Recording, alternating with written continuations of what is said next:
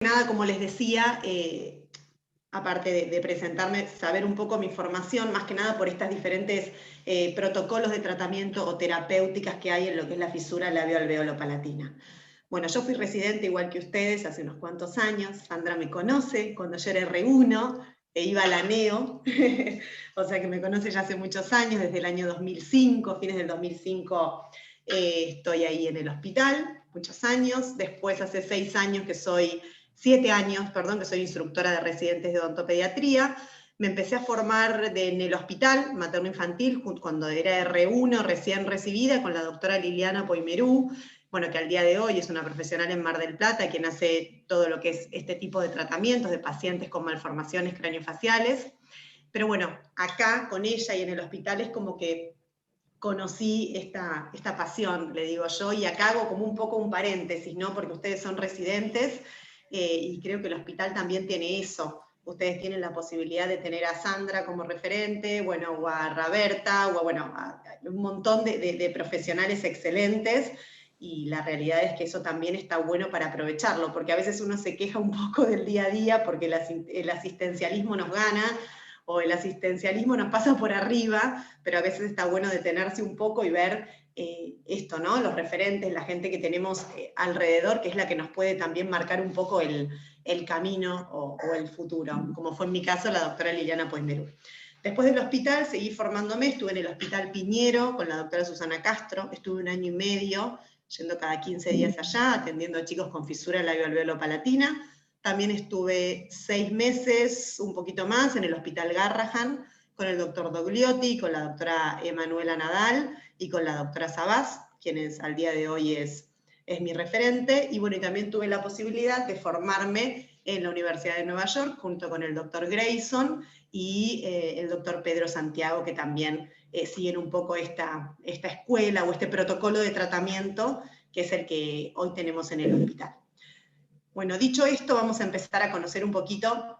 Primero, para poder tratar una malformación, tenemos que definirla, saber qué es una malformación, qué son defectos congénitos estructurales, ¿sí? Defectos estructurales que son macroscópicos en el neonato. ¿Sí? Son macroscópicos porque pueden verse claramente. Una fisura labio-alveolo-palatina se ve, ¿sí? Siempre y cuando esté involucrado el labio, por lo que tiene también, obviamente repercute muchísimo en diferentes planos dentro de un paciente, de un ser humano. Esta es la definición de Treserra, que es un libro muy conocido, es un poco antiguo, pero es muy conocido en lo que es FLAP. También recordar que hace poquito, el 3 de marzo, fue el Día Mundial de los Defectos Congénitos, y bueno, nada, lo que buscamos en este día, los referentes de la red nacional, es un poco visualizar lo que es la malformación y eliminar un poco su estigmatización. ¿Bien? Bueno, para poder conocer una malformación también tenemos que conocer un poco cómo es la formación normal, ¿sí? de un paciente.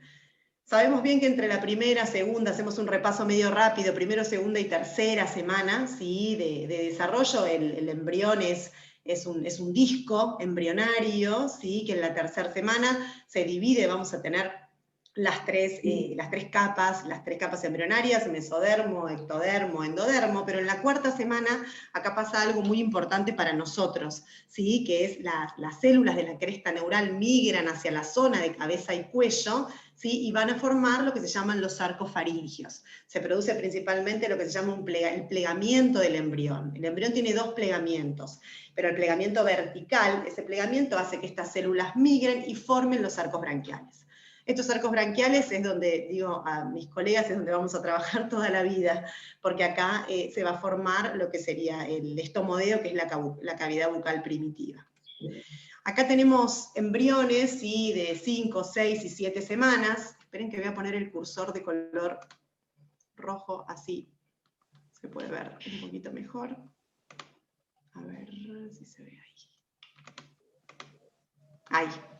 Bueno, acá podemos ver obviamente los procesos frontonasales, ¿sí? Esto más o menos es una semana 5 aproximadamente. Aquí en los costados, que estoy marcando ahí en rojo, son los procesos maxilares, y estas 2 eminencias que vemos acá son los procesos mandibulares. Cuando el embrión va creciendo, fíjense que ese proceso frontal se separa y tenemos la formación de los procesos nasales medios, que somos los que vemos acá, los procesos nasales laterales, proceso maxilar, fíjense cómo el proceso maxilar va migrando hacia la línea media, que es donde después nosotros vamos a tener la fisura, ¿sí? Esto es un desarrollo normal. Y el proceso mandibular. Esperen que los voy a correr a ustedes de acá. Ahí. Acá, en esta semana, ya podemos ver cómo la cara se va formando un poco más, cómo este estomodeo o esta cavidad bucal primitiva se encuentra rodeada por estos procesos, el proceso mandibular, los procesos maxilares migrando bien hacia la línea media, los procesos nasales mediales, ¿sí? Cómo van a formar toda la parte central del labio, y los procesos nasales laterales, que son los que van a formar, ahora vamos a ver, el ala de la nariz. Esperen que ahí pasé.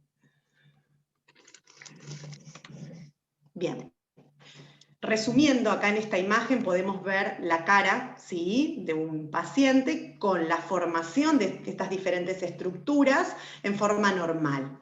Bien, los procesos nasales medios tienen, todos estos procesos tienen derivados tanto óseos como de partes blandas, ¿sí? Todo lo que es el proceso nasal medio es lo que va a desarrollar lo que sería la premaxila, lo que nosotros vemos en el bebé, ¿sí?, que no está unido. Entonces acá no hay una correcta fusión en una fisura, ¿sí?, unilateral o una bilateral completa, no hay una correcta fusión de los procesos nasales mediales y de los procesos nasales laterales.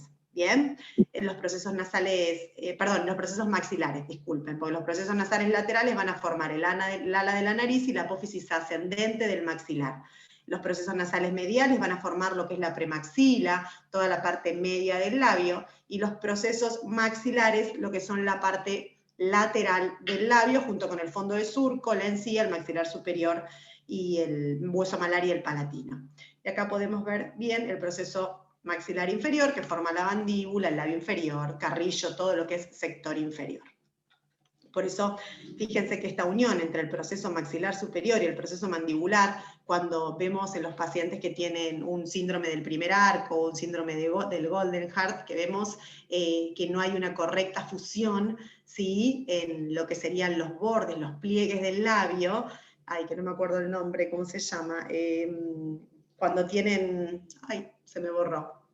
Bueno, no importa, cuando no hay una correcta fusión, ¿sí?, de lo que serían las comisuras, eso se produce en los síndromes, que no sería una correcta fusión en el proceso maxilar superior y el proceso mandibular. Bien. Bueno, cuando no hay una correcta fusión de todo esto que mencionamos, ¿sí?, anteriormente, hay una disrupción, hay un agente, hay un factor que actúa, que altera esta fusión. Por lo tanto, acá en la cara de estos pacientes podemos ver estos procesos, ¿sí?, que no se encuentran fusionados, por lo que nos demuestran clínicamente una fisura. En esta paciente acá, lo que podemos ver en el centro, lo que nosotros llamamos premaxila, ¿bien? Esos serían los procesos nasales mediales. Fíjense qué cantidad de cosas tienen los procesos nasales mediales, porque tienen los gérmenes de las 4 piezas anterosuperiores, los incisivos centrales y los incisivos laterales. Después tenemos, fíjense, el ala de la nariz, que son los procesos nasales laterales, fíjense que están conservados perfectamente. O sea que bien la disrupción y la alteración se da entre la fusión de los procesos nasales mediales y los procesos maxilares. En este caso es unilateral. Acá podemos ver bien este paciente con esta disrupción unilateral. Bien, hoy en día tenemos la suerte y la ventaja de tener poder realizar un diagnóstico prenatal, ¿sí? Esto para nosotros es súper importante porque nos genera a un paciente mucho más preparado, a una mamá mucho más preparada y a una familia mucho más preparada para recibir a un paciente con estas características. Lo importante de hoy es que al paciente lo empezamos a atender ya desde este diagnóstico, desde la ecografía. En este caso acá tenemos un paciente que podemos ver en esta, es una fisura unilateral izquierda. Después si es completa, si es incompleta, cuánto abarca del paladar, lo vamos a ver clínicamente cuando el paciente nazca, pero acá podemos ya trabajar con la mamá y podemos trabajar con el entorno, para que ese entorno, esa mamá y esa familia esté preparada para recibir un niño con estas características.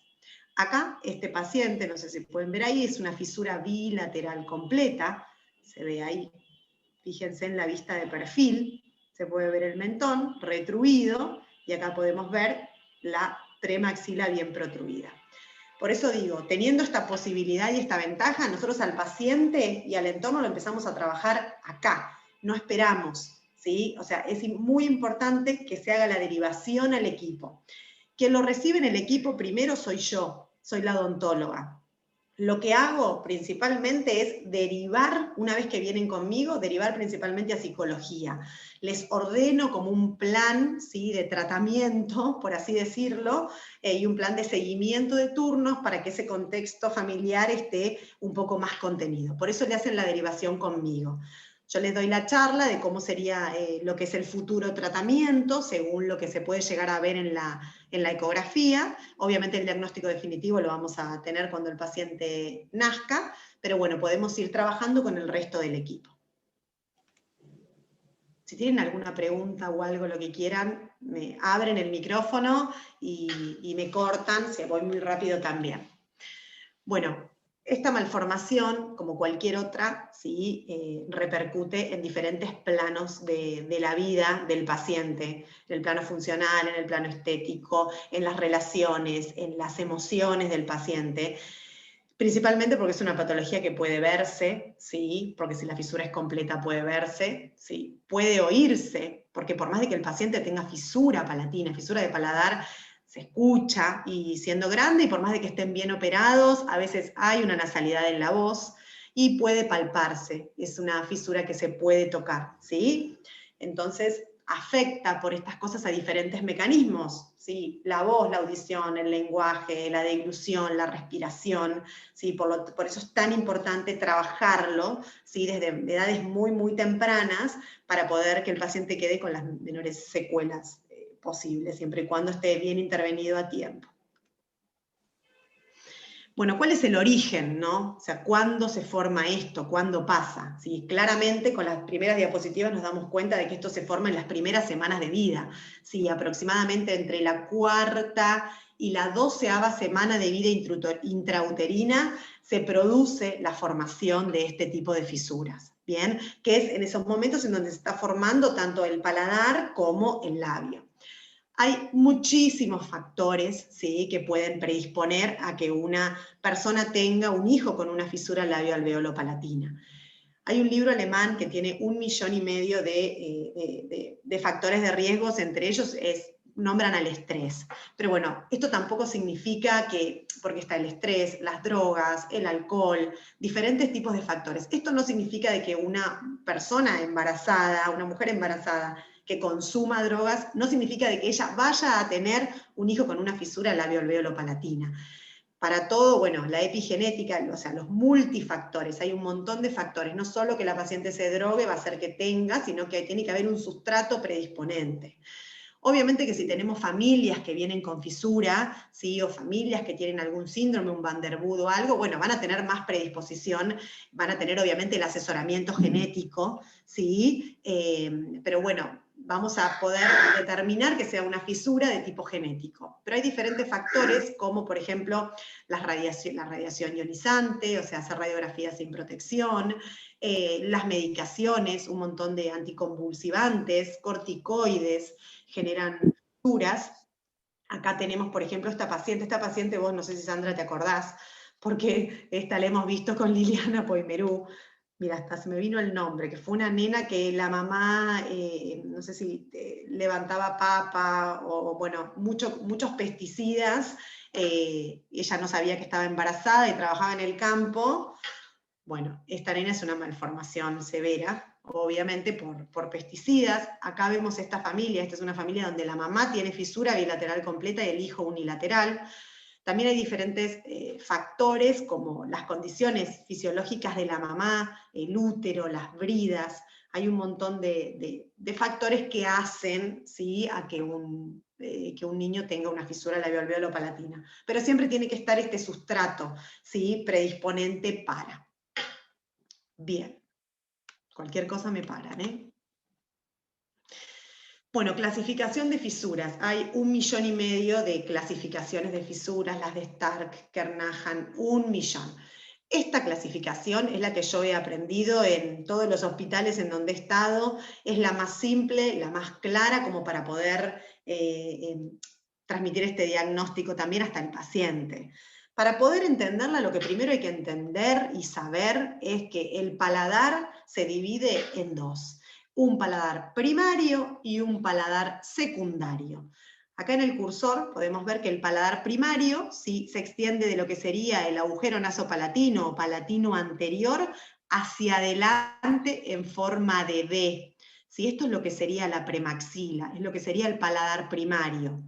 Desde el agujero nasopalatino hacia atrás tenemos lo que es el paladar secundario. El paladar secundario tenemos el paladar duro y el paladar blando, que obviamente acá no se ve porque es muscular. Fíjense que acá, en esta imagen, es un poco lo que hablábamos en el desarrollo embrionario, ¿sí? Del agujero nasopalatino hacia adelante tenemos la premaxila y los procesos palatinos que salen de la cara interna de los procesos maxilares y van dirigiéndose hacia la línea media para fusionarse en forma real. Si hay alguna alteración en esta fusión, se produce lo que sería la fisura de paladar. ¿Sí? En este caso, por ejemplo, si hay alguna alteración, tenemos todo el reborde formado, ¿sí? Tenemos todo el maxilar formado, pero el paladar no se unió. ¿Bien? Entonces, para clasificar estas fisuras podemos hablar de paladar primario. Por ejemplo, hoy el paciente que vio a la mañana, Álvaro Lescano, si no me equivoco, que está ahí en terapia, tiene una fisura bilateral completa, pero es solo de paladar primario. Ahora yo igual tengo imágenes para mostrarles. ¿Por qué? Porque abarca del agujero nasopalatino hacia adelante. Tenemos bien la premaxila, pero al tocar atrás el paladar, tiene todo el paladar duro y el paladar blando, por lo que pude ver, en forma completa. Entonces acá lo que voy a decir es que es una fisura bilateral, completa, pero de paladar primario, porque el paladar secundario lo tiene intacto. ¿Bien? Entonces, paladar primario, ¿sí? Que es toda la parte anterior. Puede ser unilateral o bilateral. Unilateral, obviamente, es si es derecha o izquierda, pero a su vez puede ser completa e incompleta. Ahora vamos a ver igual las imágenes como para que se entienda un poco más. Después lo que es paladar secundario, puede ser una fisura de paladar duro sola, ¿sí? Puede ser una fisura de paladar blando. La fisura de paladar duro sola es poco común, porque es como que queda solo el paladar duro y el paladar blando no. Ha pasado muy pocas veces, pero he visto uno con Liliana Poimerú. Paladar duro, paladar blando, o paladar duro y paladar blando cuando ¿sí? La fisura comienza en el agujero nasopalatino hacia atrás en forma completa. Lo vamos a ver igual en la imagen que para mí queda más claro. Después lo que tenemos son las fisuras frustras, como lo dice la palabra, es una fisura que se frustró porque se quiso formar y algo pasó que la fisura quedó ahí, quedó detenida. Después tenemos lo que son las fisuras submucosas, que eso la vemos mucho en paladar, que por ejemplo vemos que el paciente es grande, viene a la consulta, ¿sí? Y dice que le sale líquido por la nariz. ¿Sí? Entonces vemos que tiene en el paladar, la mucosa palatina está completa, pero la base ósea ¿sí? No está, o sea, no se llegó a realizar una fusión real de los procesos palatinos, pero sí de la mucosa que lo recubre. Por eso la fisura es submucosa. ¿Bien? Y después tenemos acá, esperen que los voy corriendo, porque no veo la pantalla. Ahí está. Y después tenemos lo que es una fisura de las fisuras de líneas medias, que son las fisuras centrales. Bien, que muchas veces estas fisuras bueno, no son compatibles con la vida, porque si hay bueno, agenesia de cuerpo calloso, o bueno, son mucho más severas, no son compatibles con la vida. Bien, acá lo que podemos ver, ¿sí? Es como les decía recién, una fisura frustra. Fíjense este paciente, bien, es una fisura que se quiso formar, pero por suerte quedó ahí. Bien, seguramente la base muscular esté, ¿sí? Pero los tejidos quisieron fisurarse y quedó. Bien, lo mismo pasa acá, en esta está mucho más claro. Fíjense en este lado, cómo la fisura se quiso formar y la fisura quedó ahí, no continuó. Se ve que el agente teratógeno no fue suficiente como para producir una fisura completa. Bien, y ahí se pueden ver bien claro. Estas fisuras, lo que yo hago, siempre hago interconsulta con el resto del equipo. Independientemente de que yo piense que en esto no hay que hacer ningún tipo de tratamiento, no soy yo quien decido. ¿Sí? Tiene que ver el cirujano si realmente considera una cirugía o no. ¿Bien? Pero en estos casos generalmente solo se controla. Bien. Vieron que yo les decía que había las fisuras, ¿sí? De paladar, tanto de paladar primario, pueden ser incompletas. Cuando uno habla de una fisura incompleta, es lo que vemos acá. Fíjense, ¿ven que tenemos un pedazo de tejido y un pedazo de piel al igual que acá? ¿Ven? Que está como esa continuación que contiene la base de la nariz. Eso se lo llama bandeleta decimonal.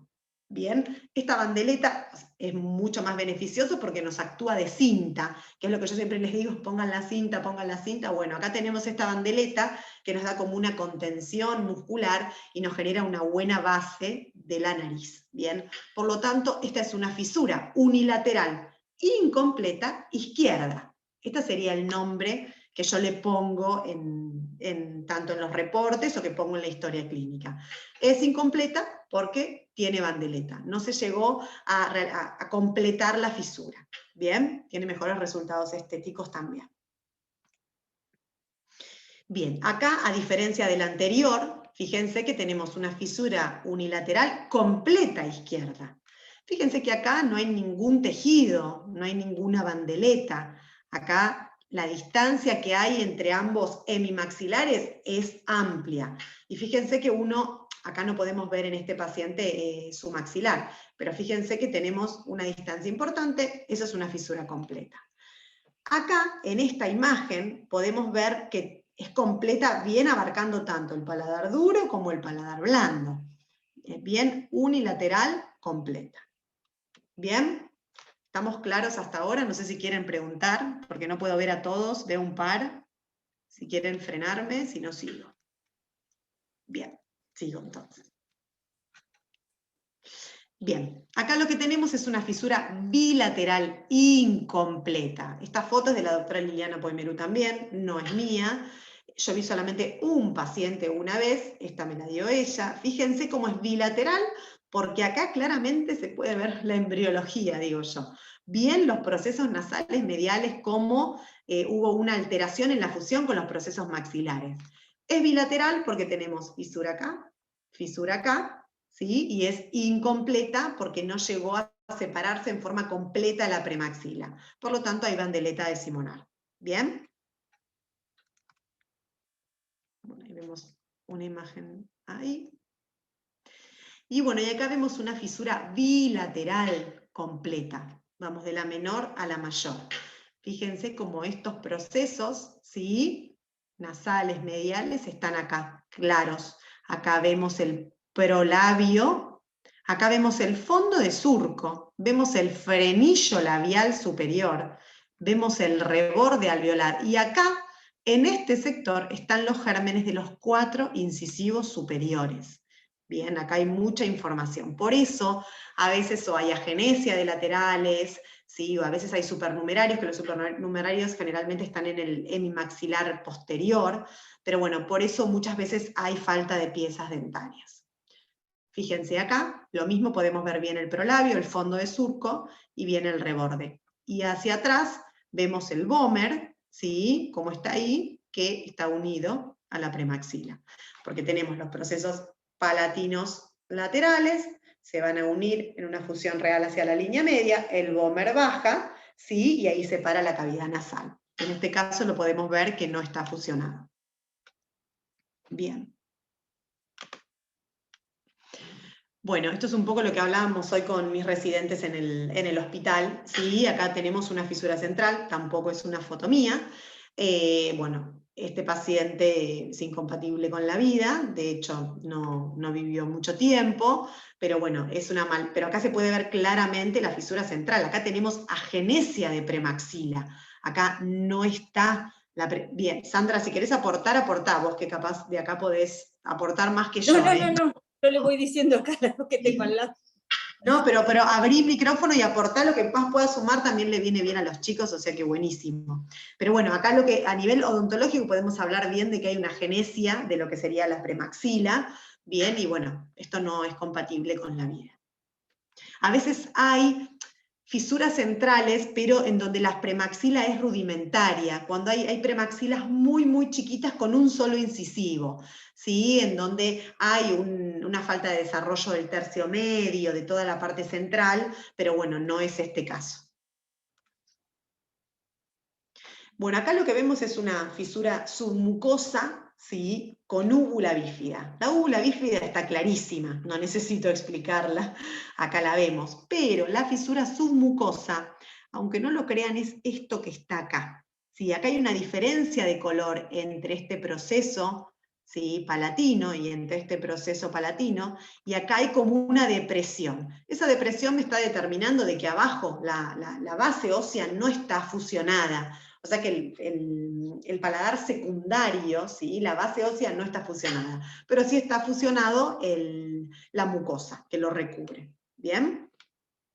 Pasa muchas veces en estos pacientes que el tener una úvula bífida no significa de que el paciente vaya a tener alguna alteración en el habla, ¿sí? El paciente sí con fisura de paladar blando completa, sí tiene una alteración en el habla porque hay que unir los músculos del velo del paladar para que el paciente pueda hablar.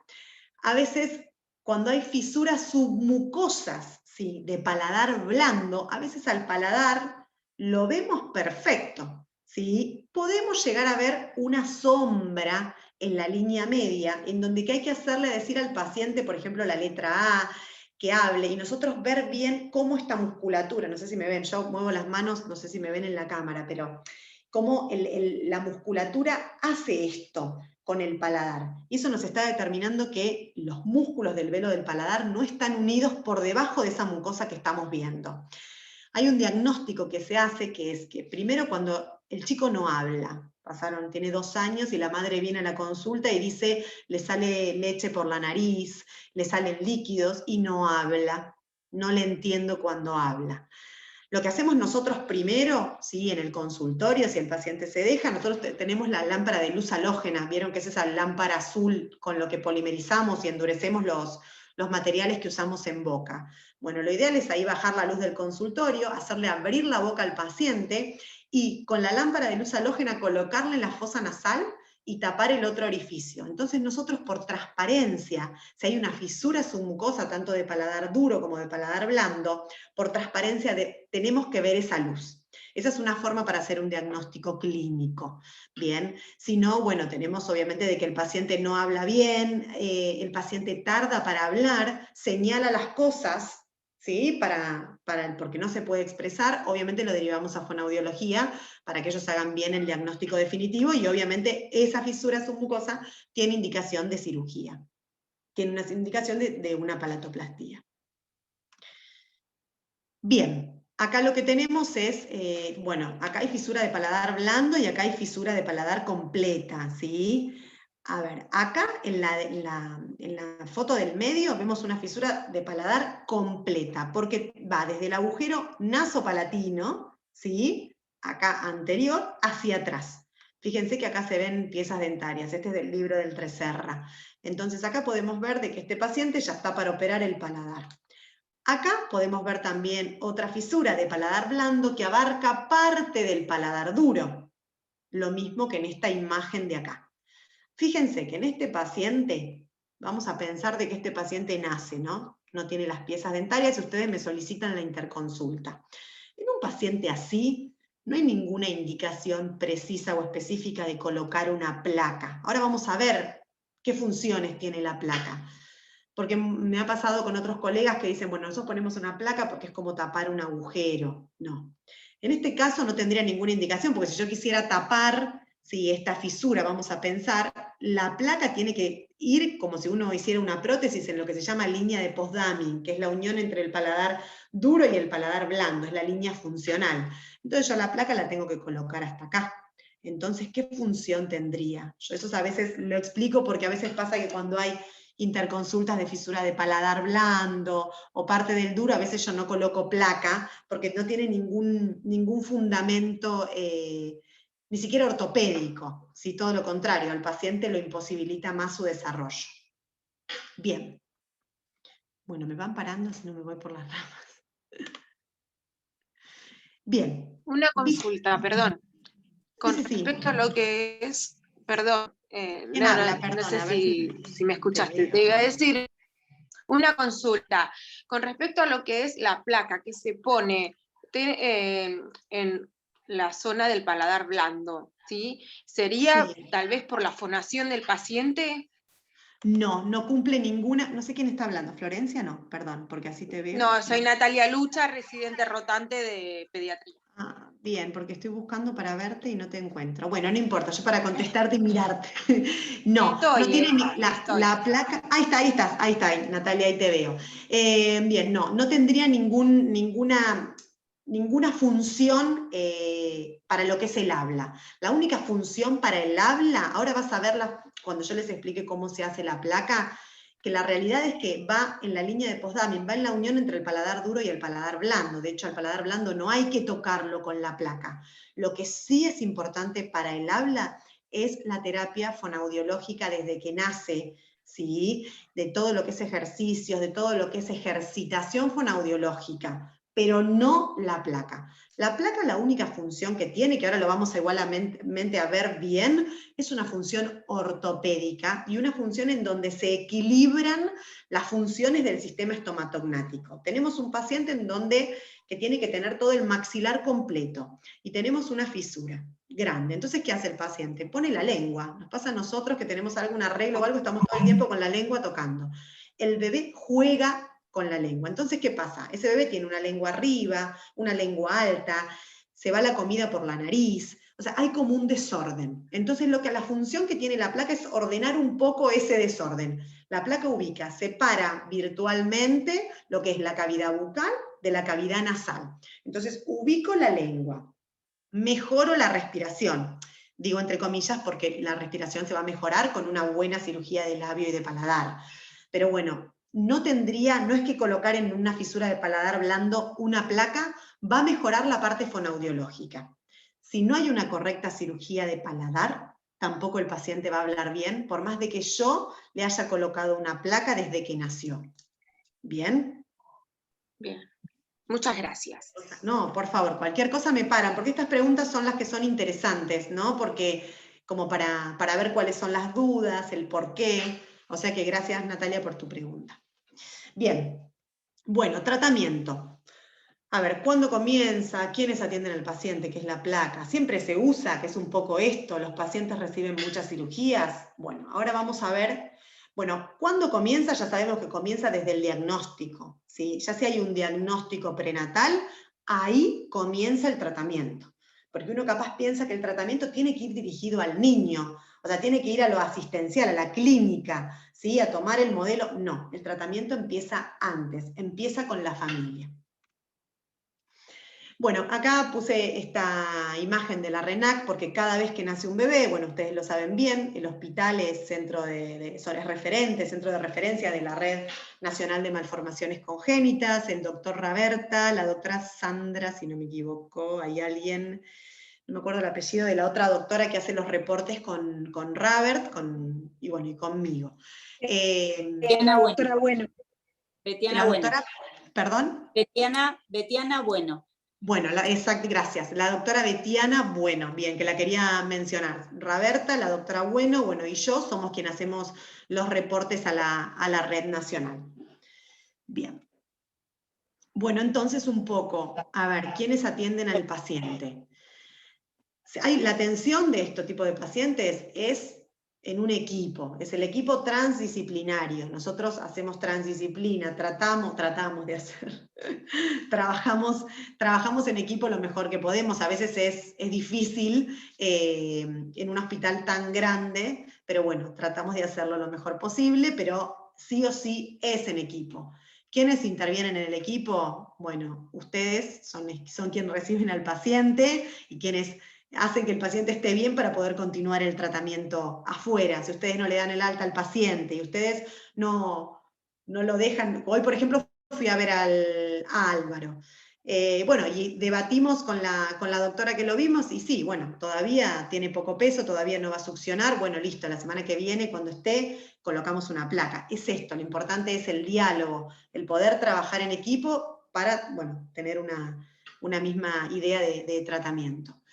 Neo, pediatría, psicología, enfermería neonatal, ¿sí? Que trabajamos mucho con Erika, capacitando a las enfermeras, ¿sí? Para en todo lo que es la cinta y todo lo que vamos a ver un poco ahora, servicio social, cirugía plástica, TO, con Ana Cocholone y con Miriam Di Lorenzo trabajamos un montón en lo que es la alimentación, fonoaudiología, otorrino, genética. Siempre cuando el paciente nace, ¿sí? Y al paciente lo veo, lo que yo hago es, le doy un listado de todos los profesionales y de todas las personas que tiene que ver. Lo que yo le digo es que hasta que no me traigan ese listado completo con todos los sellos, el paciente no se opera.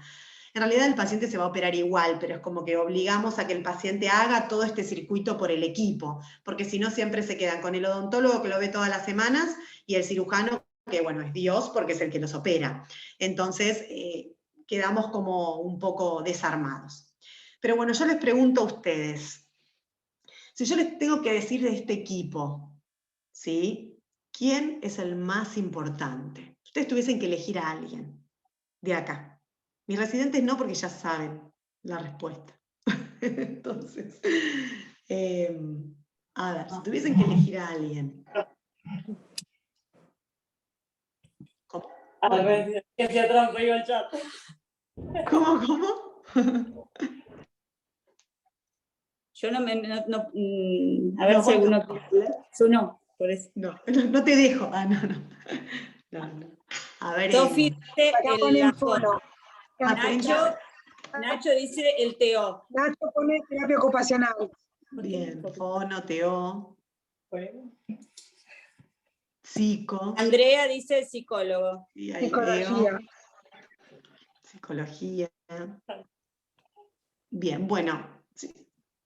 Pediatría. Neo, ahí pone, bien, obvio, Neo sí. Si ustedes no lo reciben, chicas, o sea, no hay, la cadena no empieza.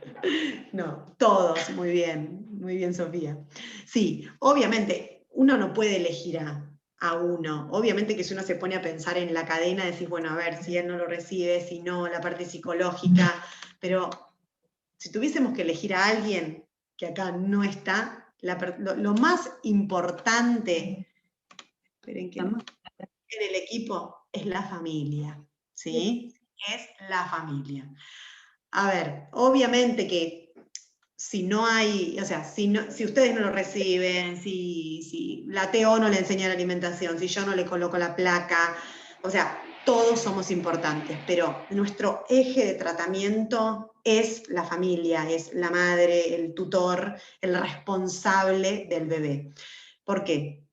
Porque si yo no genero un buen vínculo, porque me ha pasado, si no genero un buen vínculo con esta mamá o con esta familia, o cuando no hay una aceptación del tratamiento, el chico no puede tomarse el colectivo solo, no puede venir. Entonces, o sea, yo tengo que dirigirme principalmente a la familia, a la madre, al tutor, a quien sea responsable de ese bebé. Porque me ha pasado que hay placas que venían mamás y me dicen, no le va, la placa se la hiciste mal, no va. Y yo hasta era chica y decía, pero se la dice mal, pero yo se la pongo y va bien. Y una doctora una vez me dijo, el problema no es la placa, el problema es la mamá que no está convencida con el tratamiento y que no cree en el tratamiento y piensa que lo que uno le está poniendo, el paciente se va a ahogar, el paciente se va a aspirar. Entonces, si yo no tengo a la mamá, a la familia o al tutor de mi lado, el tratamiento no funciona. Yo puedo ser la mejor odontóloga del mundo, tengo el mejor cirujano plástico, pero si no funcionamos con la familia, no hay buen tratamiento y no hay buena respuesta. Eso lo hablamos mucho con Lucía Vázquez, que es, bueno, la psicóloga con la que trabajamos, el hecho de lo que es contener un poco toda esta situación. Yo apenas nace un bebé, yo aviso en un grupo al equipo. La verdad es que a veces es difícil, yo no puedo estar persiguiendo que vaya el psicólogo, que vaya el TO. Yo sé, bueno, con Ana Cocholone funcionó súper bien, pero porque ella tac va, después en piso, bueno, lo trabaja Miriam, o sea que vamos funcionando, pero bueno, hay servicios en donde uno avisa y después uno no puede estar atrás de decir, uno va haciendo el seguimiento del paciente, pero bueno, como digo, en el hospital somos 80.000 pacientes y cosas, pero bueno, es importante esto de detenerse y de ver en la situación en que está la familia, ¿sí? También el tema del servicio social, de hablar, de ver cuando un paciente a mí no me viene, yo les hago un listado a Gabriela y digo, bueno, mira, estos pacientes no me vinieron, ella va, los llama, los trae, ¿sí? El hecho de funcionar en equipo. Pero bueno, a lo que iba acá es la familia, el responsable del niño, comprometerlo, ¿sí? Para que cumpla con el tratamiento. Bien. A ver, yo esto lo pongo, ustedes ahí me corrigen, ¿no? A ver, evitar que se prolongue el uso, o sea, que se prolongue la sonda nasogástrica. A ver, yo no estoy en contra de la sonda para nada, porque yo he trabajado en otros lados, me dicen, no, la sonda hay que sacarla porque es miedo. Le digo, no, para. La sonda se necesita, si se instala, si se coloca, es porque el paciente lo necesita, porque, bueno, ustedes lo saben eso mejor que yo, por el tema del peso, por la condición que necesite el paciente. Lo que yo siempre digo es el tema, le digo a mis residentes, el no prolongarla, porque hay familias que tienen capaz mucho miedo de alimentarlo y obviamente la sonda es mucho más fácil, mucho más rápido, tiene menos riesgo. Todas palabras de madres, ¿sí? El hecho capaz de trabajar con la placa, con esto, con la postura, es mucho más incómodo. Entonces, evitar el tema de esta prolongación de la sonda es lo que yo siempre le digo a los chicos. La prolongación es cuando no es necesaria, obviamente, como nos ha pasado, que ustedes ya le dieron el alta, que el paciente está comiendo bien, pero bueno, hay todo un contexto en donde la sonda es capaz un poco más cómoda. Bien, y eso lo que nos va haciendo, nos va retrasando la succión y la alimentación, porque hasta el mismo paciente sabe que se va a alimentar de una manera en donde no, esto me lo explicó Ana, donde el paciente no hace esfuerzo, y entonces es mucho más fácil la alimentación con menos esfuerzo, pero ahí tenemos, bueno, todo el tema de lo que es ortopédico maxilar se retrasa. Bien. ¿Cuál es el tratamiento odontológico en sí? La famosa plaquita que nosotros le decimos se llama tratamiento ortopédico prequirúrgico y modelado nasoalveolar. El tema del modelado nasoalveolar ustedes no lo ven porque eso ya lo hacemos una vez que el paciente está dado de alta. Por eso les puse estas imágenes acá con estos tutores, ¿sí? Nasales. Bien, pero lo que ustedes ven que yo hago en la neo es el comienzo del tratamiento ortopédico prequirúrgico. Hago ortopedia de los maxilares para que el paciente esté preparado para recibir sus cirugías. Esto es un poco lo que hablábamos recién con Natalia. ¿Cuál es el propósito, ¿no? ¿Para qué sirve la ortopedia prequirúrgica? ¿Para qué sirve la placa? Principalmente es una terapia que lo que va a hacer es movilizar los segmentos maxilares cuando estos segmentos maxilares tienen una fisura. ¿Cuándo? Los primeros meses de vida, antes de recibir la primera cirugía, que es la queiloplastía. El objetivo principal que yo tengo como odontóloga es disminuir esa distancia entre los semimaxilares, hacer que esa distancia sea la mínima posible, que estén casi en contacto, ¿sí? Para que al cirujano le sea mucho más fácil operar, que no haya tensión de los tejidos, y bueno, y que estén mucho más cerca estos segmentos, va a hacer que haya menos fracasos de la cirugía también. ¿Cuáles son las ventajas, ¿sí? de colocar una placa? Como dije recién, facilitar la alimentación, porque yo ya al paciente, al colocarle una placa, y más en una fisura como esta que vemos acá arriba, una fisura unilateral completa, bastante grande, yo al paciente ya lo ordeno, le coloco ya psicológicamente, ubico una placa, ubico un límite entre lo que es nariz y boca. Entonces ya eso es una ventaja. El paciente sabe que tiene que tener una posición de lengua. Nos ha pasado en la neo ver pacientes que se están succionando y están jugando con la nariz, o chicos más grandes que no han sido operados, están jugando con la lengua, tocándose el ala de la nariz. Y eso lo que hace es ensanchar aún más la fisura. Bueno, por esto les decía, reposiciona la musculatura lingual, ubica la lengua donde tiene que ir, equilibra, entre comillas, estas funciones del sistema estomatognático, porque obviamente hasta el paciente no estar operado no hay un equilibrio real. Nos va a permitir el cierre del labio sin tensión, por esto que decía, porque va a cerrar esta fisura, me orienta, ¿sí?, el crecimiento y el desarrollo bucofacial. Voy a buscar como objetivo un contorno normal, ¿sí?, del arco, que ahora también vamos a ver una imagen, y obviamente es importante reducir este ancho de la fisura para que si en un futuro el paciente quiere realizarse un injerto óseo alveolar, pueda realizárselo, porque en las fisuras anchas o no tratadas no se pueden realizar injerto de hueso. Bien, acá esto también lo paso medio rápido porque es más odontológico. Acá lo que nosotros tenemos una fisura unilateral. Fíjense qué es lo que hago yo con la placa, ¿bien? Cuando la hacemos. Tenemos esta fisura, mi objetivo es el arco, el que está en línea de puntos, ¿sí?, que sería el arco ideal normal. Entonces yo, con esta terapia, con estos movimientos ortopédicos, trato, ¿sí?, de que mi maxilar llegue a esto. Lo mismo pasa con la fisura bilateral. Fíjense que tenemos la premaxila bien hacia adelante, el vomer, y los semimaxilares bien atrás. Entonces mi objetivo es lograr esto. Bien, un contorno de arco dentro de todo normal, como para que el cirujano pueda realizar una correcta cirugía. Obviamente que en esta imagen de acá ustedes van a decir que, pero el vomer que se va para atrás, o sea, porque la premaxila es la punta.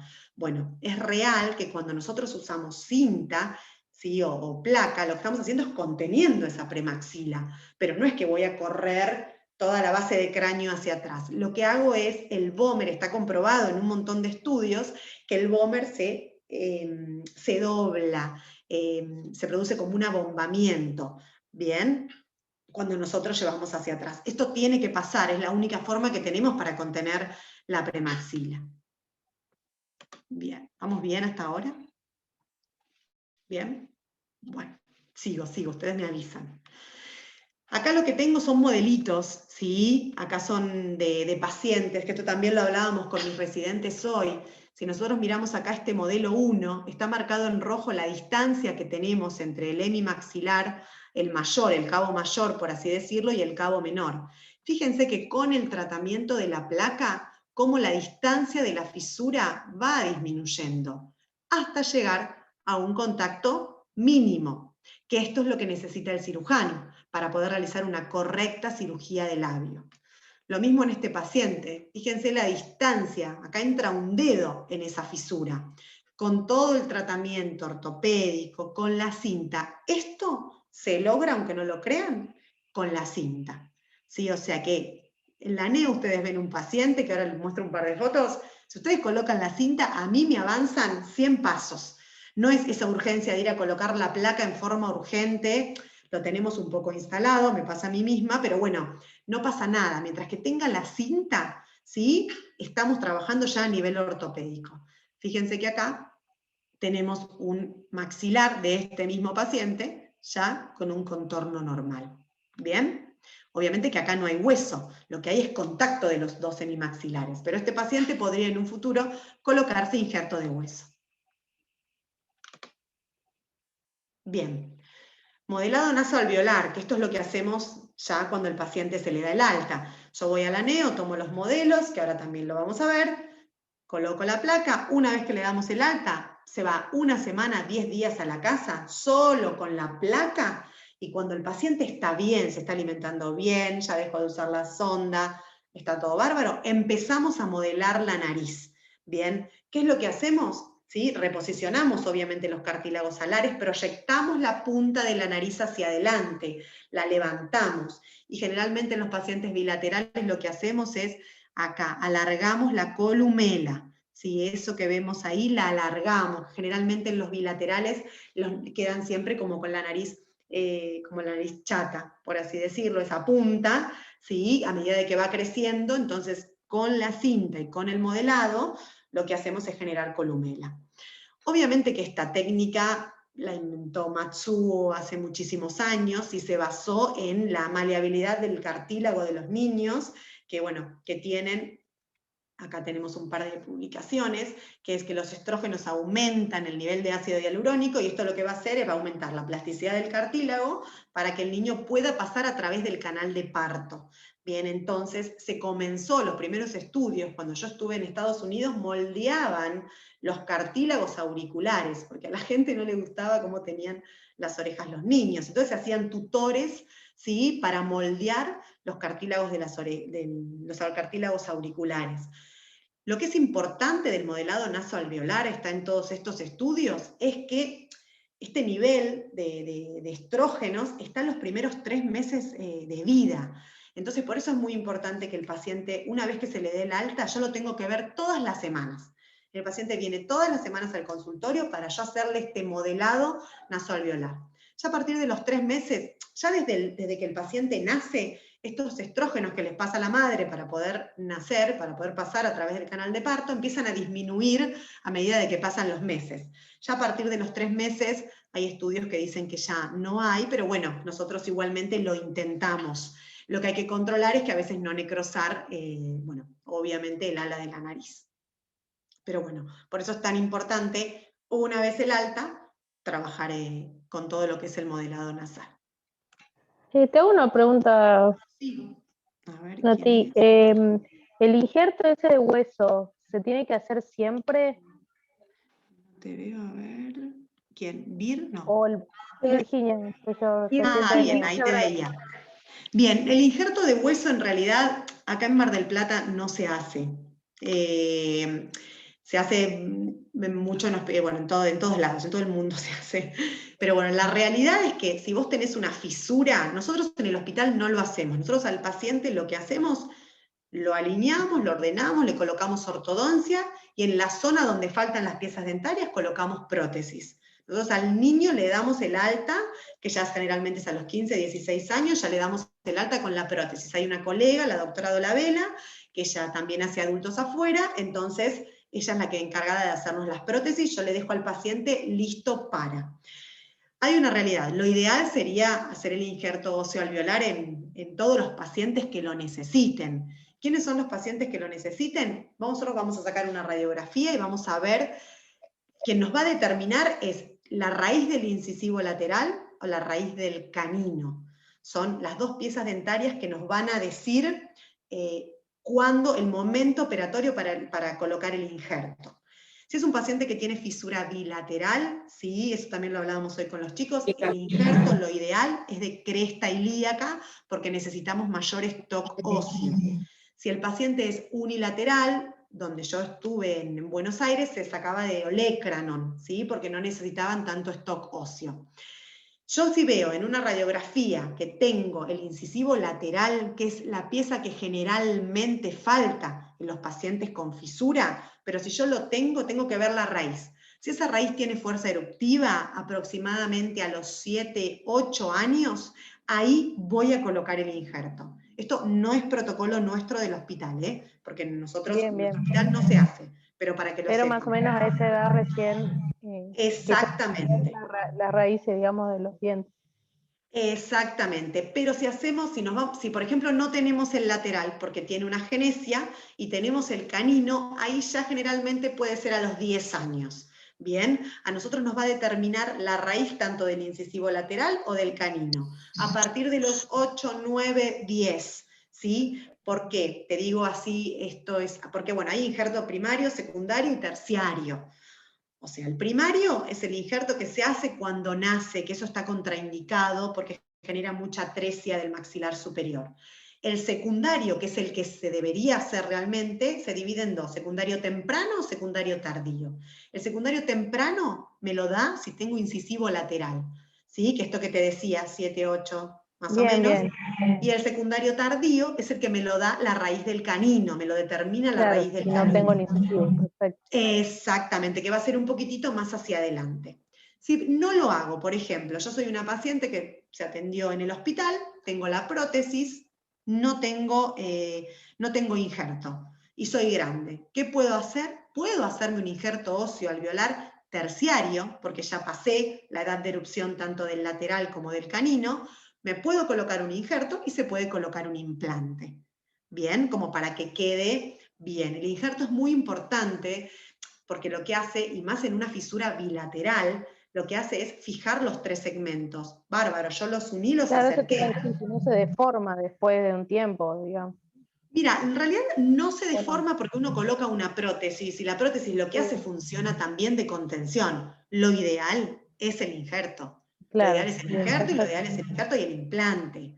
Pero bueno, también Bien. tiene otro tipo de costo. Hablando de Claro, implante, claro. Sí. nosotros lo que hacemos es lo que se hacía antes. Ojo, esto se sigue haciendo. El paciente se va con su prótesis, se va con su boca como corresponde, siempre y cuando el paciente no tenga un potencial de crecimiento muy aumentado o no necesite una cirugía ortognática.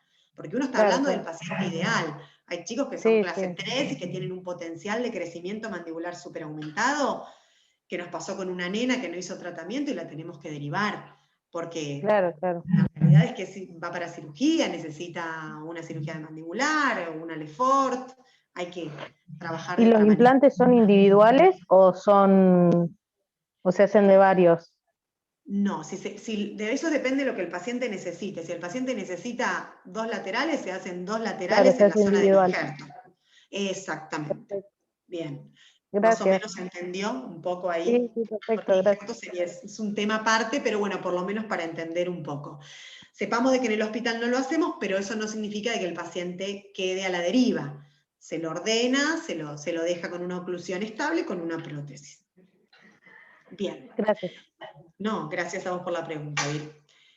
Bueno, acá el tratamiento. Esto es lo que vemos un poco, lo que me ven hacer cuando cruzo. Mati, ahí tenés Ay, ¿tengo otra otra pregunta? Sí. Perdón, en el chat. A ver, y en el caso de pacientes prematuros que se pasan a veces los 3 meses en la internación, muy buena pregunta. No, nosotros no lo hacemos en internación. Primero y principal porque, yo al paciente lo puedo desestabilizar. Si el paciente es muy chiquito, es muy prematuro, empezó con succión, colocar un tutor, ¿sí? Lo que necesitamos es que el paciente esté bien estable y esté comiendo bien, porque el colocar un tutor es molesto. Yo fuera de que lo voy levantando bien despacio, entonces no. Ahí lo que hacemos es priorizamos que el paciente se le dé el alta, que esté bien. Una vez que tenga buen peso y que esté dado de alta, hacemos el modelado nasoalveolar. El modelado nasal lo hacemos una vez que está dado de alta. Los resultados obviamente que no van a ser los mismos que si hacemos todo este modelado que hablábamos en el tiempo correcto. Pero bueno, hay técnicas quirúrgicas igual, tampoco se hacen acá, que se hacen en el mundo, que en realidad ya no se usa tanto la placa en ciertos lugares, se coloca cinta, tracción con cinta, y se hace una buena cirugía nasal, en donde no se necesita tutor. Sería lo ideal poder hacer esas técnicas quirúrgicas también acá. Pero no, Estefanía, gracias por la pregunta, no sé si ahí te quedó claro. No lo hacemos, aparte implica también, si el paciente está muchas veces en internación, implica que yo vaya con acrílico, con monómero, tiene olor muy fuerte, que bueno, también no sé si me van a odiar si voy con el acrílico allá. Te lleno el aneo de olor a monómero. Pero no, en este caso priorizamos que el paciente se alimente y después hacemos el modelado. Gracias por la pregunta, Estefanía. Bien. Entonces, bueno, acá lo que vemos es una toma de impresión, ¿sí? La vemos con lo que nosotros lo tomamos es con silicona masa a masa. En este caso hay otro tipo de silicona, esta es una foto anterior. Fíjense que estoy con guantes, ustedes me van a ver en la neo que yo la impresión la tomo sin guantes. Esto la verdad es que lo hicimos para la foto en su momento, pero en realidad la silicona se tiene que manipular con las manos, ¿sí? Porque el talco y por lo que tiene los guantes no genera un buen endurecimiento, por así decirlo, de lo que es la silicona. Fíjense que acá la estoy tomando, ¿sí? Preparo, tomo la impresión, la posición ideal es esta, lo puedo tomar al paciente acostado, yo muchas veces les he dicho a ustedes que me lo tomen un poco de la espalda, pero así sería lo ideal, y lo ideal sería si estuviese el padre o el tutor o el referente del niño como para generar este vínculo. Pero bueno, esta sería la foto del medio, sería lo ideal cómo tomar una impresión. Y acá podemos ver cómo se impresiona la cavidad bucal. Bueno, ¿qué hacemos? Porque esto es lo que ustedes ven, después viene todo el trabajo de atrás. Acá tenemos este modelo, ¿sí? Tenemos acá la premaxila, que se puede ver que está impresionada. Este es un paciente con una fisura bilateral completa. Se hace un vaciado, vemos un modelo. Se hacen alivios, ¿sí?, con cera, en donde nosotros no queremos que ingrese el acrílico. Se hacen desgastes, se hacen alivios en donde yo quiero que ese maxilar se mueva. ¿Qué quiero decir? Es que la placa que yo coloco, que a veces uno parece un pedacito de acrílico, que a veces yo lo encuentro en la bolsita, o las enfermeras me dicen, no, esto no le va, no le sirve. Y yo a veces digo, con todo lo que me costó hacerlo. Bueno, porque a veces pasa de que te dicen, no, no va, le queda grande, le queda chica. A ver, hay un trabajo prácticamente de laboratorio, lo hago yo, no lo hace el mecánico dental. Hay desgastes en las zonas donde están azul, yo hay desgasto, el yeso, hay colocación de cera, ¿sí?, en esas zonas, ¿para qué? Para cuando esa presión que genera el acrílico es este maxilar, ¿sí?, se expanda. Bien, o sea que hay todo un trabajo de laboratorio, de desgastes, de alivios. Después lo que hacemos, una vez que yo ya tengo el modelo adaptado y lo tengo preparado como yo quiero que sea la placa, se coloca separador de yeso, después preparo la placa con acrílico, la coloco en agua caliente, la placa endurece, la pulo, hago un primer pulido, después hago otro pulido un poco más fino, por último le doy brillo para evitar. ¿Por qué? No es porque a mí me gusta darle brillo por, a ver, menos poroso esté el acrílico, va a ser mejor para que, ustedes saben que bueno, la temperatura de la boca, la leche y la placa, un acrílico poroso, es el lugar ideal para que el muguet esté ahí tipo en primera línea, esperando. Entonces, bueno, tratar de hacer estas cosas lo más minucioso posible para evitar el brillo, lo que hace es evita que sea tan poroso. Y acá tenemos la placa instalada. Yo así lo dejo en la neo, ¿sí? Una vez que instalo la placa, yo lo que hago es controlar a las 24 horas, es importante el control a las 24 horas porque como esto es algo muy artesanal, ¿sí?, lo que vamos a poder ver es que en esta zona de acá el paciente se lastime un poco, en estos rebordes podemos ver a veces una úlcera, una pequeña úlcera en el vómer, por eso es importante todo el alivio. Yo ahora alivio bien la zona central, entonces a veces me dicen, eso se lastimó porque no, y a veces yo lo miro en el modelo y del vómer, tengo un tanto de cera así, entonces a veces es imposible que toque, pero bueno, la función también cambia y genera pequeñas erosiones, por eso es importante el control a las 24 horas de la función. ¿Cuáles son las indicaciones, ¿sí?, de la placa? Esto hablamos un poco con Sandra, ¿sí?, el otro día. La placa en realidad tiene que estar suelta y floja. La placa no va fija como una prótesis, tiene que moverse. El paciente con la lengua la mueve. ¿Por qué? Yo necesito que el paciente la mueva para generar este movimiento ortopédico. Esta información que yo le puse con los desgastes y con los alivios, ¿sí?, yo necesito que el paciente la mueva para que se pueda generar esa ortopedia maxilar, ese movimiento de los segmentos. ¿Bien? Yo acá lo que puse es salvo indicaciones precisas del odontopediatra. ¿Por qué? Porque si tenemos un paciente con una secuencia de Pierre-Robin, por ejemplo, ahí sí muchas veces indico la placa pegada. Pero Pierre-Robin es un capítulo aparte, ¿sí?, porque tiene otra indicación la placa. Bien, una ubicación de lengua es otra cosa por la glosoptosis. Salvo indicaciones que yo diga, esto va pegado con Dentilac, la placa en un paciente con flap va suelta y va floja. ¿Bien? La placa tiene que estar colocada a las 24 horas del día. El paciente tiene, no es que la saco, lo pongo en la bolsita, como la he encontrado pegada, de hecho se lo pongo, no. La placa tiene que estar, Sandra me mira, yo la he encontrado, ¿viste?, así pegada.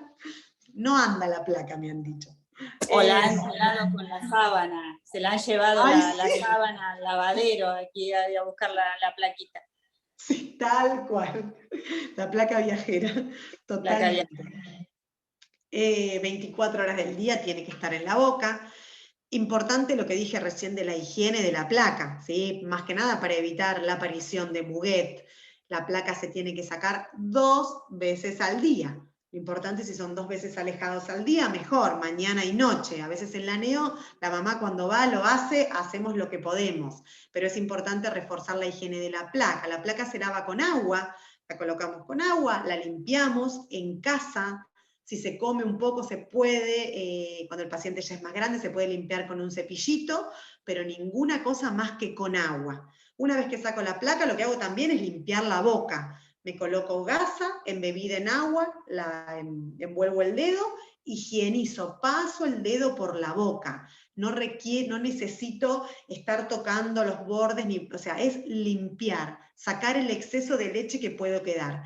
Y otra cosa importante con respecto a la limpieza es esto que marco acá, que me ha pasado muchas veces, que le he explicado a las chicas en la NEO. Esto es muy importante limpiarlo, por eso puse esta foto, porque a veces las mamás me dicen, no, yo eso no se lo toqué porque pensé que era de la piel. Lo que hay que hacer es humedecer bien la gasa, y yo les explico a las mamás, si estoy ahí, la tienen que humedecer toda esta zona de acá. A veces da miedo porque queda como una zona medio eritematosa abajo, pero en realidad eso hay que sacarlo y hay que limpiarlo. Esta foto está bastante bien para ir de a poquito, ir sacándolo, humedeciéndolo. Bien, obviamente controlar la aparición de muguet, por eso es tan importante el tema de la higiene, y controlar la aparición de erosiones o de lesiones que puedan requerir un pulido de la placa por toda esta preparación que les conté previamente. ¿Alguna pregunta hasta acá sobre indicaciones? Que creo que esto es importante, capaz porque a mí capaz los padres no me ven y capaz esta es la pregunta que le hacen a ustedes. No, yo lo que te quería preguntar es esto, o sea, nosotros el chico nace, así ya lo tenemos como tipo norma, ¿no? Sí. Llega a la NEO, le ponemos la sonda cruzada, la tela, la cinta cruzada para poder armar el labio y unir. Y la indicación es la sonda, sea cual sea. ¿Sí? O sea, en realidad no muchos, algunos no utilizan sondas siempre para darle de comer a los chicos, aunque no tenga la placa puesta todavía. O sea, ¿no? Exactamente, Sandra. O sea, si ustedes lo tienen protocolizado, para mí igualmente está bien, porque o sea, vos tenés que evaluar al bebé, tenés que ver todo. Porque un paciente que nace con una fisura, creo que ahí tenés que evaluar diferentes cosas. Pero en realidad, si el paciente tiene una fisura de paladar blando, el paciente puede tomar tranquilamente la teta. A ver, el paciente con una fisura, si está casi sentado y no tiene un problema neurológico, que ustedes digan, este paciente tiene una gerencia de cuerpo calloso o algo, ustedes indiquen, el paciente puede alimentarse. Yo he estado en el Chaco, en el Impenetrable, y los chicos, los bebés no tenían placa, y la verdad que tomaban la mamadera, y tomaron la mamadera, y los chicos grandes, perdón. Ayer hablábamos con las chicas por otra patología, por el síndrome de Down, y con este niño la técnica y la forma de ponerlo a tomar es más o menos la misma que para estos niños, ¿no? O sea, la madre tiene que tener las dos manos libres, se tiene que tratar de usar o cabestrillo o alguna cosa para que la madre pueda tener las dos manos libres y tenerlo en posición sentada. Y de esa manera, yo sé que a veces es complejo, pero en estos chicos en particulares, donde a veces hay grandes cuestiones de vínculos y de apego, el hecho de hacer que la madre pueda alimentarlo es un adelanto muy importante para esa unión, ¿sí? Entonces uno tiene que insistir muchísimo en esta situación, que es algo que no pasa, ¿no? Uno, como es tan complejo y le dicen todo esto, a la madre la asustan y le dicen, bueno, no va a poder tomar, le pongo la sonda y le pasamos por la sonda, porque creo que es lo más fácil, ¿no? O sea, y uno se asusta de que el chico se ahogue, se aspire, qué sé yo. Pero en los chicos, más en los que son unilateral, se puede alimentar con teta hasta antes de que le pongas la placa, sin ningún problema, si uno lo está controlando y lo está mirando, y a esa mujer, a esa familia, lo va a beneficiar muchísimo. O sea, vamos a tener que usar un poquito menos el psicólogo, quizás. Totalmente de acuerdo. Totalmente de acuerdo, Sandra, con lo que vos decís. A ver, yo lo que hago cuando me pasa con diagnósticos prenatales, las mamás me dicen, ¿le voy a poder dar la teta? ¿Le voy a poder dar la teta? Yo les digo, sí. A ver, vamos a... siempre tampoco les doy expectativas muy grandes, porque siempre les digo, mirá, también uno puede dar una mamadera mirando a los ojos con amor, y es lo mismo que dar una teta. Pero lo que yo siempre, o sea, si el paciente está casi sentado, obviamente que si vamos a hablar de la cuestión anatómica, Si fuese por una cuestión anatómica, no se podría dar la teta, por una cuestión anatómica, por el cierre, por esto, pero tampoco se podría dar la mamadera para el caso. Sí que tenemos que tener una buena anatomía del pezón, bueno, ciertas cosas que son importantes, pero lo que yo siempre le digo a las mamás es que por más de que den la mamadera, porque que se queden en Lola, en pecho, que lo coloquen al bebé, que le pongan la boca y que le den la mamadera para que sientan su olor. Y que también la previa a la toma sea contactando la boca del bebé, por más que tenga la placa, con el pezón de la mamá. Que el estímulo previo sea con el pezón de la mamá. Eso digo más que nada por el tema vínculo. Pero cuando están en la neo, ¿sí? Ustedes pueden y tienen el tiempo, y por ejemplo, una fisura de paladar blando, una fisura de paladar secundario, si el paciente está casi sentado y tiene una buena anatomía, puede alimentarse el paciente. Por teta. El tema de las fisuras bilaterales o unilaterales, tenemos que colocar bien la cinta y tratar de hacer ese cierre, pero sí, para mí, lo ideal es intentarlo. Nunca decir que no, porque el no también predispone esto que decís vos a la mamá de una manera negativa. ¿Sí? Pero por lo menos lo intentamos. Y el tema de la aspiración también es un tema, pero bueno, ustedes son médicos, yo puedo hablar de lo que aprendí y de lo que leí. A mí lo que me han dicho y me han explicado es que, a ver, si el paciente no tiene ningún problema neurológico, o sea, el paciente no se va a aspirar. No, el claro que no. Está casi sentado. O sea, para el caso, yo cuando tomo algo y me río, hago una microaspiración, empiezo a toser, o sea, eso es lo que a mí me han explicado. O sea que si el paciente está casi sentado, le digo, no se va a aspirar, denles, aliméntenlo sin miedo. A ver, uno lo dice, a ver, no digo que sea fácil, ¿no? Porque en todo el contexto y todo esto que decís vos, el vínculo, el ver al bebé, la culpa y todo lo que hay detrás de un paciente con una malformación. Pero creo que estaría bueno, a no ser que ustedes tengan la sonda protocolizada por algo específico.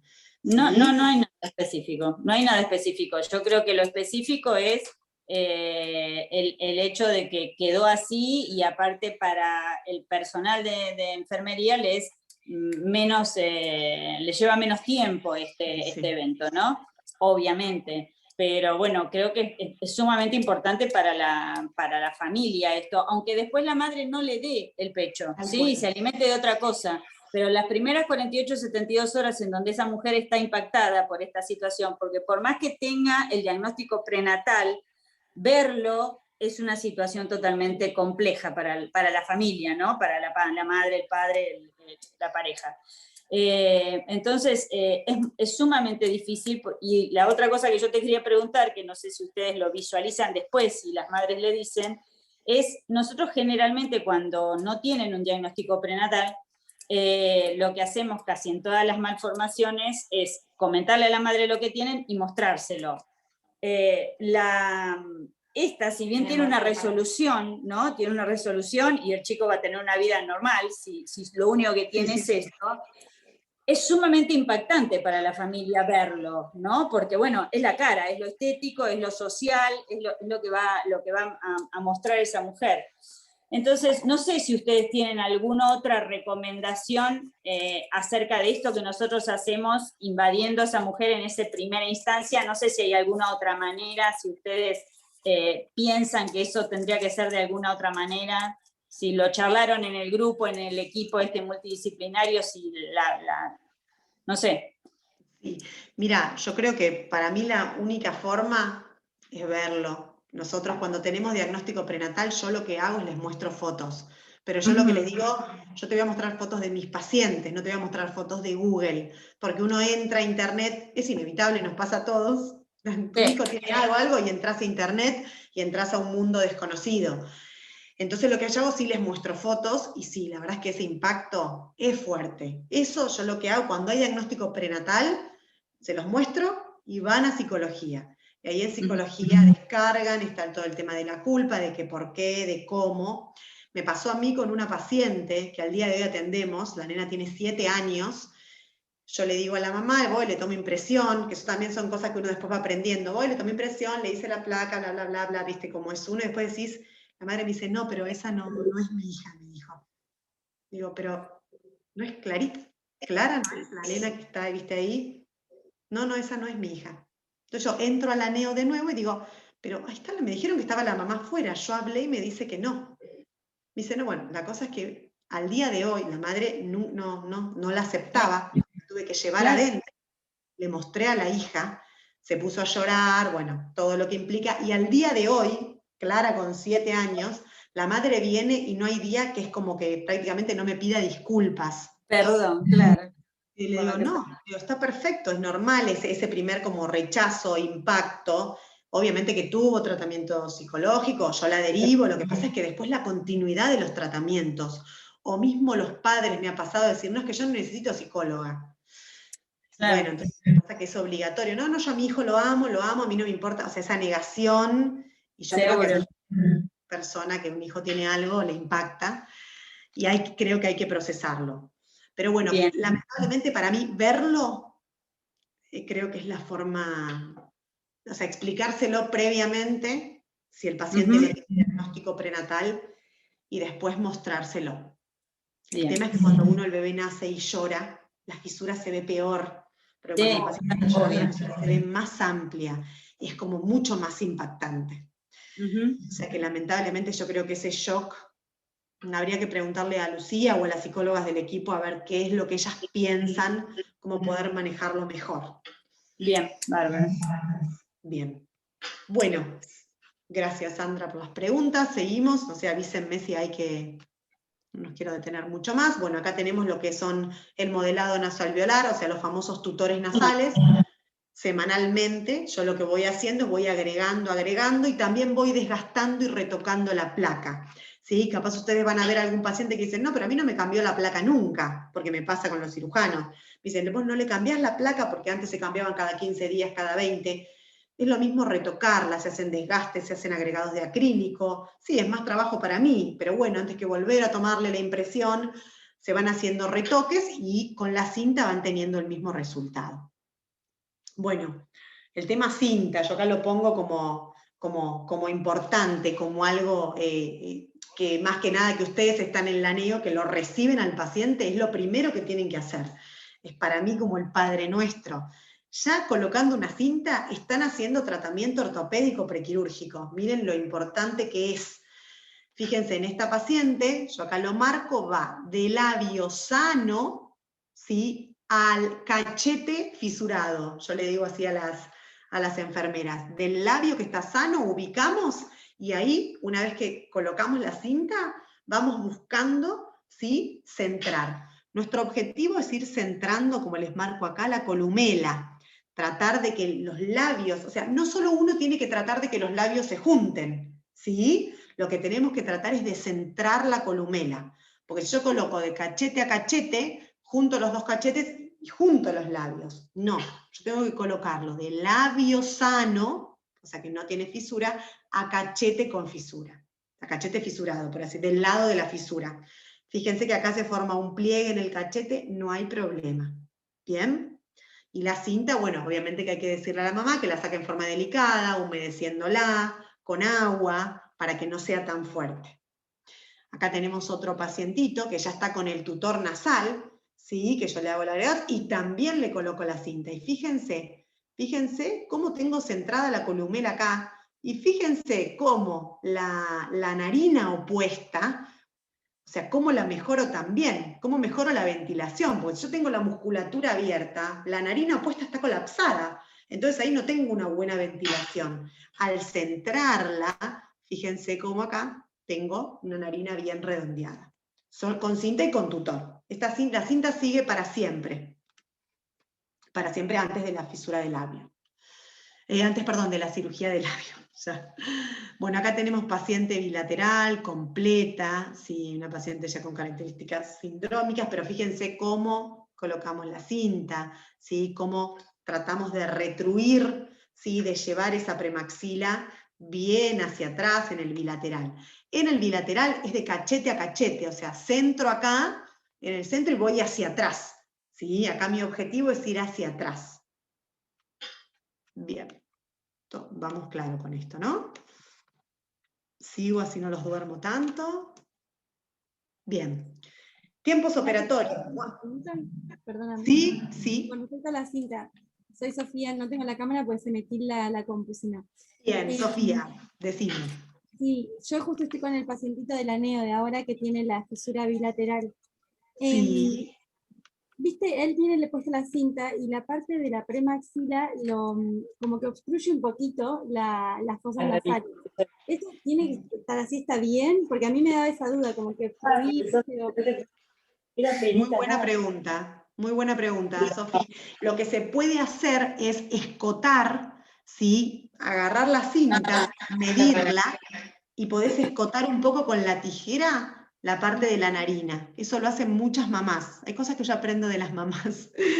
Tirás la cinta bien hacia atrás, y si a vos te parece que, porque el bebé es muy chiquito...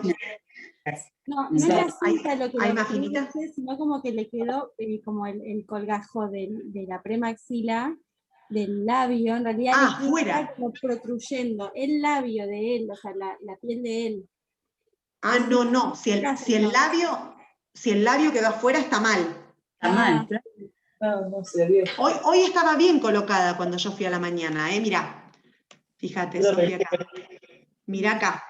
¿Ves? En esta, ahí fíjate que el prolabio, que sería esto, está presionado. La cambiaron, la pensé con Sofía. ¿Es esa la pregunta? Claro, sí, entonces cuando yo lo vi lo tenía como protruyendo para la fosa nasal, digamos, el labio de él. Claro, no. Está bien. O sea, está mal, quiero decir. Está bien lo que vos observaste, quiero decir. Poder corregirlo. Bien. Hay que corregirlo. Hoy a la mañana estaba bien igual cuando yo fui. Capaz se la deben haber cambiado. Cambiando. ¿Cómo? No, que digo que la cinta se moja, es una cinta que se le va la adherencia, así que hay que hacer el recambio, si eso se despega o se queda hacia arriba. El mismo chico con la saliva la moja y por eso hay que hacer el cambio frecuente. Exactamente. Eso hay que ir controlando. Si ustedes ven que, como decís vos, se humedeció, se corrió o se colocó una sonda, una cosa o algo que tienen en la boca, eso hay que corregirlo. Lo importante es saber verlo, que ahora ustedes saben de que el prolabio, que es parte de la premaxila, tiene que quedar adentro, ¿sí? Entonces, eso sí hay que volver a colocarlo. O capaz pasan que tienen premaxilas muy chiquitas, o cuando son tan chiquitos, que es como dice Sandra, se humedece, se resbala y se le baja, entonces queda el prolabio afuera. Hay que secarlo bien y volver a colocar hacia atrás. Bien, perfecto, gracias, Nati. Bien, gracias a vos. Bien, a ver, seguimos por aquí. Bien. Tiempos operatorios. ¿Cuándo se opera el labio y cuándo se opera el paladar? Bien. El labio se opera aproximadamente entre los 3 y los 6 meses de vida del niño. Digo aproximadamente porque tenemos este lapso de tiempo. ¿A qué le damos tiempo acá? Le damos tiempo al tratamiento ortopédico prequirúrgico, a este modelado nasoalveolar, damos tiempo a que el niño, hematológicamente esté bien para recibir una cirugía y tenga mínimo 5 kilos de peso. ¿Sí? No puede tener menos de eso para poder entrar a quirófano. Y los tiempos operatorios del paladar, ¿sí? Cuando se opera el paladar, es entre el año y el año y medio de vida aproximadamente. Estos serían los tiempos ideales. Bueno, hoy debido a la pandemia tenemos un retraso bastante grande, pero bueno, ya ahora arrancaron las cirugías, gracias a Dios, de nuevo. Pero bueno, estos serían los tiempos operatorios ideales. A ver, si tenemos un labio que se retrasa un poco más en una cirugía, tampoco, o sea, se opera también en este tiempo, más que nada por una cuestión estética, ¿sí? Pero si pasan que hay pacientes a los 8 meses que se operan, no pasa nada tampoco. Seguimos trabajando con lo que es el tratamiento ortopédico, seguimos conteniendo lo que logramos con los tutores nasales, pero bueno, sí es importante entre el año y medio el paladar por el tema de los fonemas y el tema del habla, ¿bien? Y el trabajo ahí a full con la fono. Bueno, voy a mostrar un par de casos clínicos para ir terminando, así ya no los aburro más, que ya se nos hizo medio tarde, perdón. Bueno, diagnóstico. Acá tenemos un paciente con una fisura unilateral completa izquierda. Acá ya tenemos el diagnóstico prenatal. Este es Bauti. Ahí lo tenemos con su fisura. Cuando nace y me llaman de la clínica, el paciente está así, bien, exactamente como se veía en la ecografía. Este paciente yo voy y lo veo así, no tenía todavía la cinta puesta. Fíjense, lo primero que hago cuando llego, le tomo modelo, generalmente doy la indicación por teléfono. En el caso de que no se haga, llego, tomo la impresión y hago esto. Fíjense, solo en este mismo momento, cómo tenemos acá, cómo se ve este ala de la nariz y cómo se ve acá. Fíjense, ya hay diferencia. Ya al paciente lo empezamos de a poco a ordenar, ¿bien? A ordenar su musculatura. Esto es como, siempre digo, es como cuando uno va a pilates, ¿viste? Que tenés todos en este caso es todos los músculos abiertos. Yo le doy función, ya le doy maleabilidad, le doy elasticidad a esa musculatura. ¿Bien?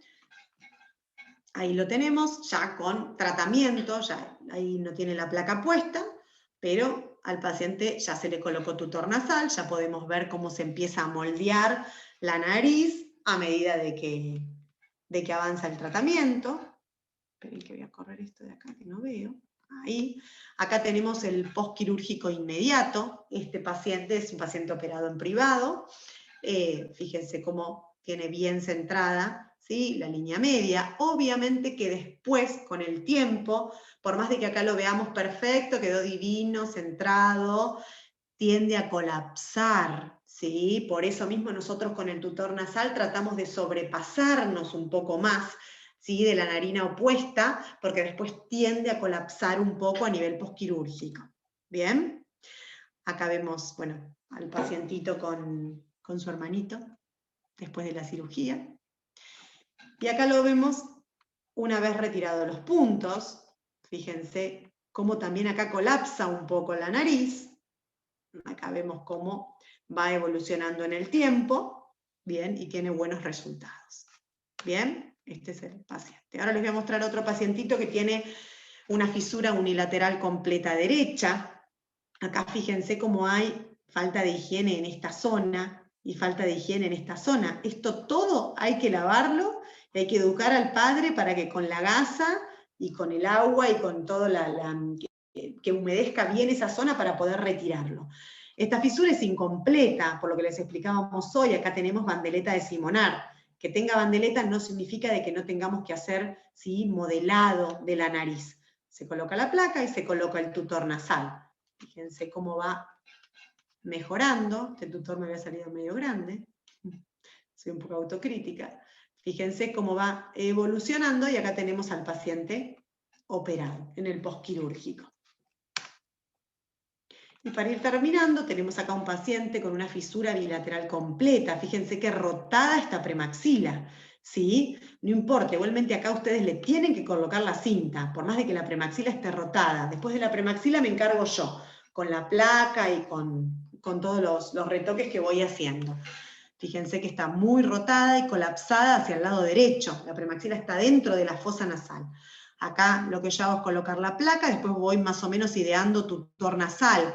Voy colocando primero, ¿sí?, para ir centrando. De a poquito voy centrando, voy diseñando tutores nasales, acorde al paciente.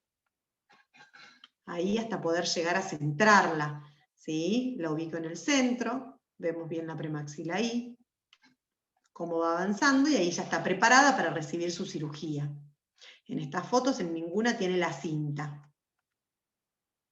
Acá la vemos recién operada. Bueno, esta es una paciente que después siguió tratamiento en consultorio con la doctora Liliana Poimerú y recibió una cirugía de columela también, porque generalmente el bilateral, como les decía, se colapsa, y acá recibió cirugía. Pero a lo largo del tiempo tiene una buena oclusión acorde a la edad.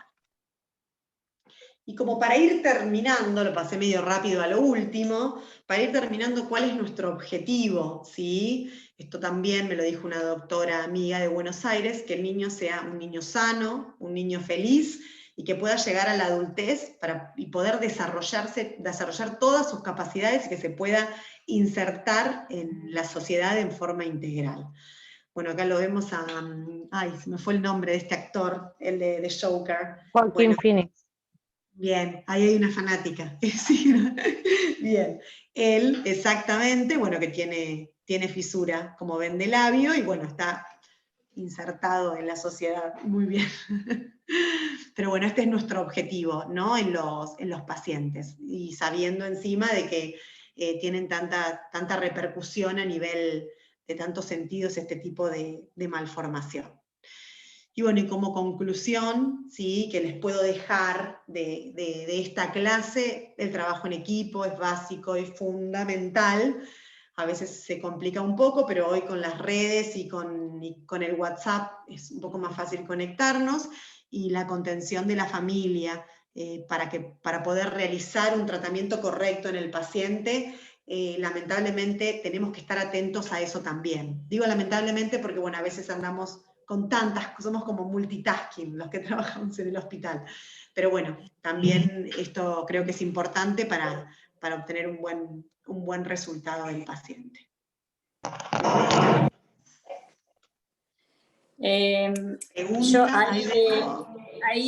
Damiana está preguntando por el paladar ojival profundo, y yo quería contarle a las chicas y a los chicos que durante unos años yo te torturé mucho con este paladar. Ya me dio el pie Damiana con el paladar ojival de los niños prema muy pequeños que estaban en la neo con asistencia ventilatoria durante un tiempo largo y tenían un tubo endotraqueal, y esos chicos todos tienen un paladar ojival grande, grosero, ¿no? Y bueno, y después cuando nosotros queríamos alimentarnos nos costaba mucho, entonces con toda su paciencia Natalia me dijo que sí, y le hice hacer durante, ¿cuántos años te hice hacer esa tortura?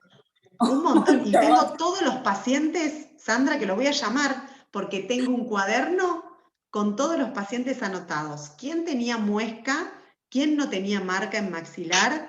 O sea que los voy a empezar a llamar. Y los vamos a seguir con el tiempo, los tengo todos anotados. Bueno, durante años estuve haciéndole placas, tomándole moldes a chicos de 1 kilo, con el tubo puesto, pobre mujer, le poníamos el tubo hacia abajo, no lo extubábamos, y ella con sus deditos le hacía la placa, y después, bueno, teníamos, por eso te digo que muchas las he mandado las enfermeras a buscarlas al lavadero, porque se las tiraban, las desaparecían, y era tremendo hacerle. Si cuesta ahora hacerle a un chico que tiene una patología así, que uno lo tiene en una cuna, en un niño menor de 1 kilo, fue tremendo. Teníamos un paciente de 600 gramos. Yo me recuerdo porque para mí era fascinante que vos me enseñes y me expliques. Y iba, por eso siempre te dije que sí, porque aprendí un montón. Con vos aprendí siempre un montón. Pero bueno, me acuerdo que era uno de 600 gramos o 700 gramos. La placa tengo las fotos, te las voy a mandar. La placa era microscópica. La placa era así, como un poquito más grande que mi uña. Claro. Y tomando el modelo y empecé a confeccionar plaquitas, y sí, y se obtenían buenos resultados. Bueno, porque claro, teníamos pacientes que teníamos muescas grandes, que tenían de hecho tengo, que lo voy a buscar ahora, te lo mando a la noche, que tengo un maxilar, un modelo, en donde vos mediste el tubo, y yo lo medí, y da perfecto justo el tamaño, lo tengo en foto, lo tengo todo.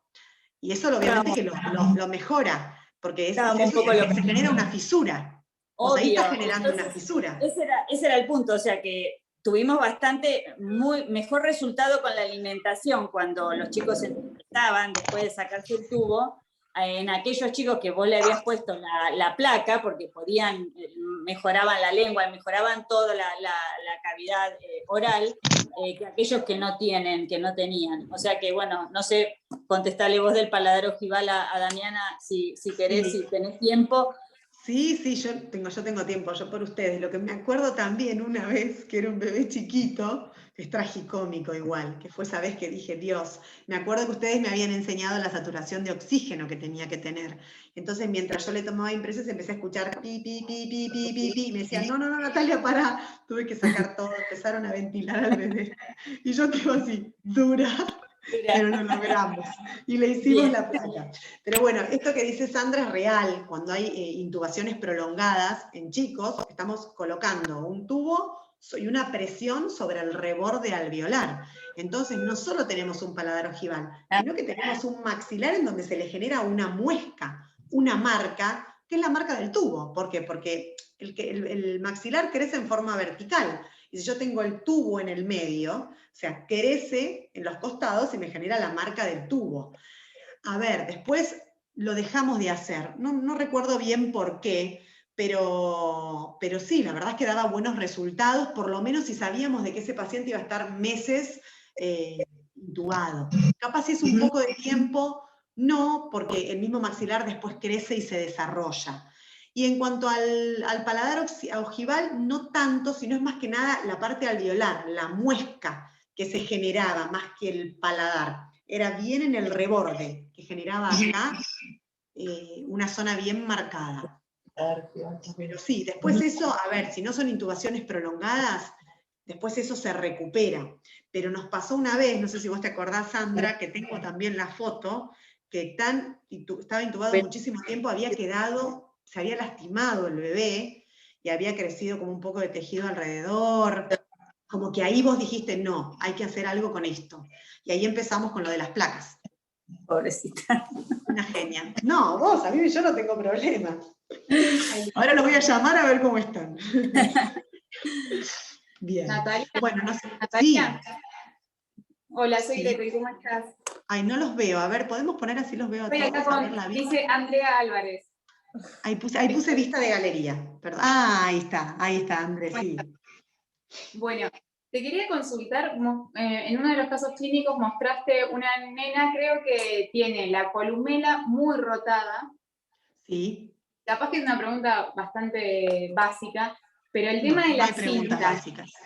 el tema básicas. de cruzar la cinta en ese momento, porque te imaginas que está todo retorcido y la punta de la nariz, que es lo que nosotros tendríamos que centrar con la cinta, esa es mi duda, ahí ¿cómo tendría que cruzarla? No, vos ahí no te preocupes por la rotación de la premaxila. Vos, lo que a mí me importa que vos hagas, porque después yo la desroto con la misma ortopedia. Yo después coloco, ¿entendés? Más acrílico en esa zona. Yo eso lo voy a desrotar. O sea, y más, ustedes lo reciben ahí recién nacido. A mí lo que me importa es que ustedes coloquen la cinta hacia atrás. Que esa contención sea que eso no se protruya más hacia adelante.